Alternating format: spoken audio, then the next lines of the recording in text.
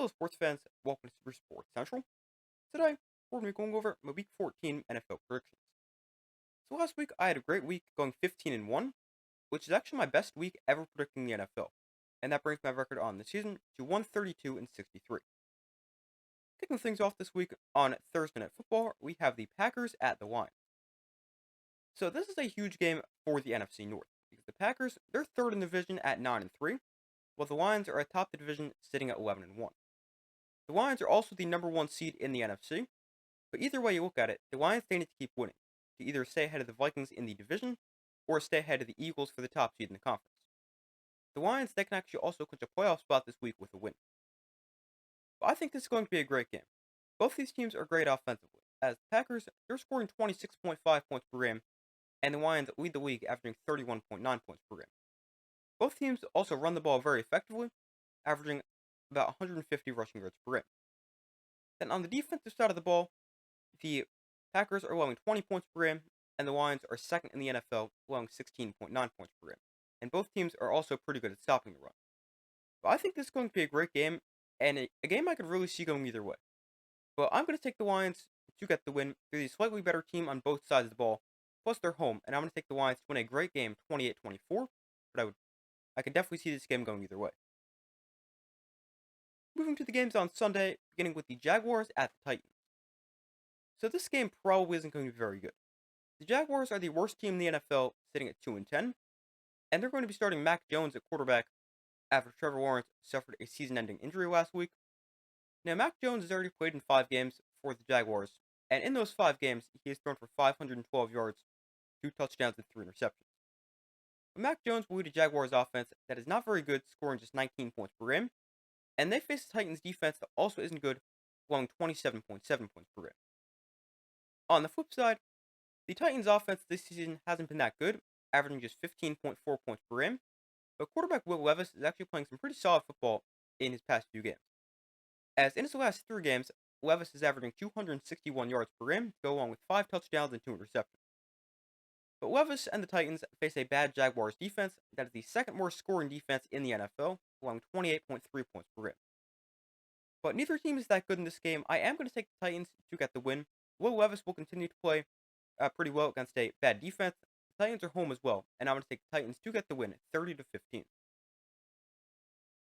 Up next, we have the Jets at the Dolphins. So the Dolphins had their 3-game winning streak snapped last week as they lost to the Packers, but they now play a Jets team that is just 3-8 and has lost 7 of their last 8 games. The Dolphins' offense is okay, scoring 19.3 points per game, but they face a pretty solid Jets defense that's allowing 22.3 points per game. On the other side, the Jets' offense is terrible, putting up just 18.8 points a game, and they face a pretty good Dolphins defense that's allowing a little over 22 points per game. Now, the Dolphins don't play that well in the month of December, having a 3-6 record over the past 2 seasons, but they are home for this game and don't have to deal with cold weather. Plus, they're the better team, and I'm going to take the Dolphins to get the win by a score of 24-13. Moving on, we have the Falcons at the Vikings. So this is the first time Kirk Cousins faces the Vikings since he signed with the Falcons this past offseason. But Cousins, he hasn't had the greatest season for the Falcons, as he's thrown 17 touchdowns to 13 interceptions, and he's been struggling as of late. He was picked off 4 times last week, and in his last 3 games, has thrown 0 touchdowns and 6 interceptions. But Kirk Cousins and the Falcons offense are scoring 21.4 points per game, and they face a great Vikings defense that is 5th in the NFL, allowing 18.3 points per game. And they also lead the league in interceptions, so I could see the turnover struggles continuing for Kirk Cousins. On the other side, the Vikings offense is scoring 24.8 points per game, and they face a not great Falcons defense that is allowing 24.3 points per game. But I am going to take the Vikings to get the win. I think their defense will contain Kirk Cousins. I think their offense will play pretty well against a not great Falcons defense, and I've got the Vikings getting their 6th straight win and winning by a score of 24-16. Moving on, we have the Saints at the Giants. So the Giants, they're terrible. They're 2-10 and have lost 7 straight games. They play a Saints team that is 4-8, and coming off a loss to the Rams, and that was their first loss under interim head coach Darren Rizzi. The Giants will be starting Drew Lock at quarterback again this week after he made his first start of the season last week, and he was okay. Now the Giants, they're terrible offensively, scoring just 15.3 points per game, and they face a decent Saints defense that is allowing 23.4 points per game. Then on the flip side, the Saints are scoring 23 points a game, and they face a decent Giants defense that is allowing 23.3 points a game, although the Giants, they will be without their best defensive player, Dexter Lawrence. Now, this is the one game left in the Giants' schedule that I can see them winning, but I don't think that happens. They're home as well, and they're awful at home as they're 0-6 there this season, and I'm going to take the Saints to get the win by a score of 24-12. Up next, we have the Panthers at the Eagles. The Eagles, they're the hottest team in the NFL right now, as they're winners of 8 straight, and they just beat the Ravens. Then we face a Panthers team that isn't that good, sitting at 3-9, although the Panthers are playing somewhat well. Bryce Young and the Panthers offense are scoring 23 points per game in their last 4 games, but then they'll get a tough challenge here as they face an elite Eagles defense that is the 4th best scoring defense in the NFL, allowing just 18.2 points per game. Plus, the Eagles allow the fewest yards per game in the NFL at 282. Then offensively for the Eagles, they're great. They're scoring 26.7 points per game, and they have the number 1 rushing offense in the NFL, averaging 188 rushing yards per game. And I think Saquon Barkley and the Eagles' run game will have a huge game as they face a terrible Panthers defense. As Panthers, they're the worst team in the NFL, allowing 30.5 points per game, and they also have the worst run defense in the NFL, allowing 166 rushing yards per game. Now, the Panthers, they have been competitive as of late, but I don't really see this game being that close. Saquon Barkley has another huge game, and the Eagles dominate and win by a score of 34-13. Up next, we have the Browns at the Steelers. So this is an interesting game. The Steelers, they're 9-3, and they face a Browns team that's just 3-9.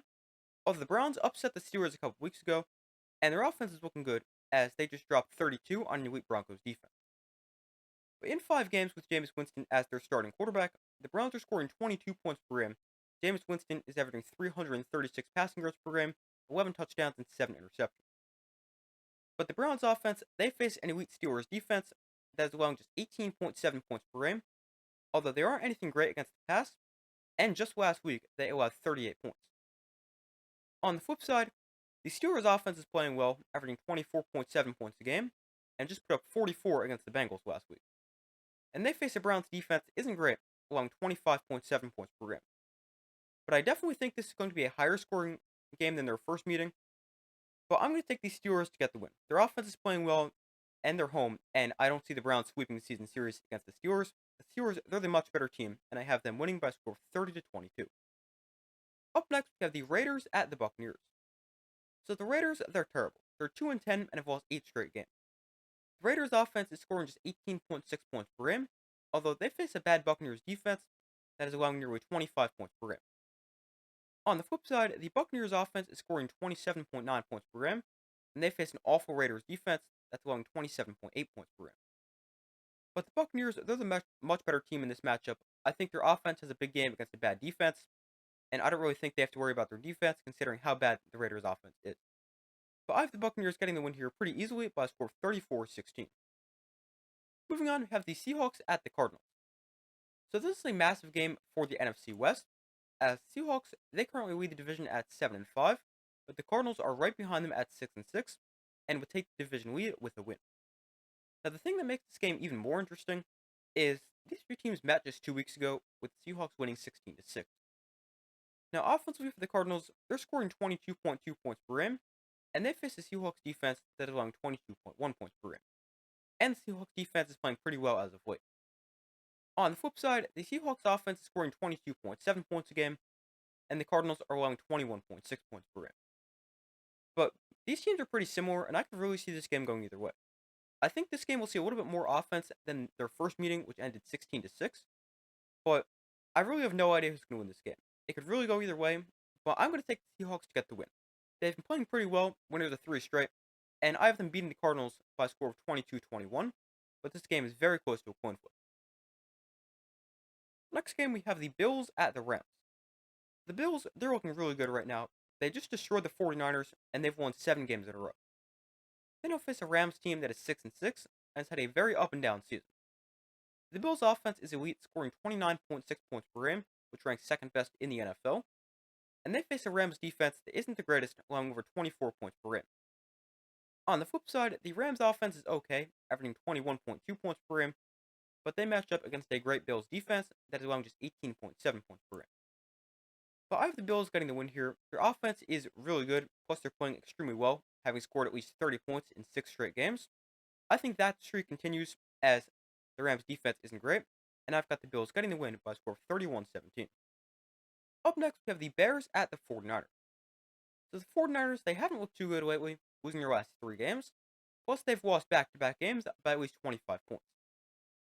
The Bears also aren't playing well, as they've lost 6 straight games and just fired head coach Matt Eberflus, but sometimes firing a coach can provide a spark for a team. But the 49ers offense is scoring 22.5 points per game, although they will be without their top 2 running backs, Christian McCaffrey and Jordan Mason. But they face a pretty good Bears defense that's allowing 20 points per game. On the flip side, the Bears offense isn't very good, scoring 20 points a game, and they face a 49ers defense that also isn't the greatest, allowing 24.6 points per game. But I wouldn't be shocked to see the Bears with the upset win, especially because the 49ers aren't playing that well. But the Bears, they're playing even worse, so I'm going to take the 49ers to get the win, and I've got them 21-13, but neither team is playing that well. Next game, we have the Chargers at the Chiefs on Sunday Night Football. So we will have a live watch for this game starting about 8:15 Eastern Time on Sunday, so I hope to see you guys there. But the Chiefs, they're 11-1, and they just keep finding ways to win, although they haven't been playing that well, and they barely beat the Raiders last time out. The Chargers, they're 8-4, and they're playing pretty well, having won 5 of their last 6 games. The Chiefs are scoring 24.1 points per game, but they face an elite Chargers defense that is best in the NFL, allowing just 15.7 points per game. On the flip side, the Chargers are scoring 21.7 points a game, but they face a great Chiefs defense that is allowing 19.6 points per game. Now, this is a game that I could see going either way. The Chiefs, they play a lot of close games, and the Chargers, they have a great defense, which I think will keep this game very close.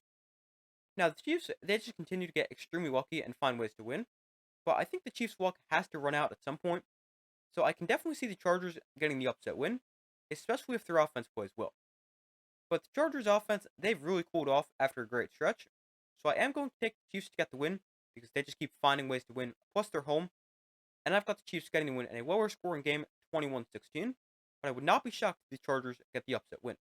Also, the Chiefs will clinch the AFC West this week with a win. And our final game, we have the Bengals at the Cowboys on Monday Night Football. So we will also have live watch for this game, and that will start at about 8:15 Eastern Time on Monday. So again, I hope to see you guys there.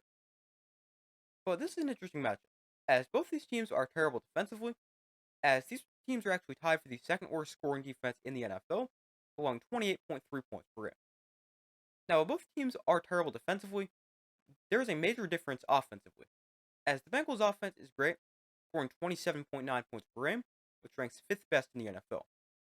Plus, the Bengals have the best passing game in the NFL, averaging 264 passing yards per game. And on top of all that for the Bengals, their offense just scored 38 against the great Steelers defense. Then for the Cowboys, their offense isn't the greatest, scoring 20.7 points per game. Now, the Bengals, they've lost a lot of games this season because of their defense, as they've scored 27 points 7 times this season, and they've won just 2 of those games.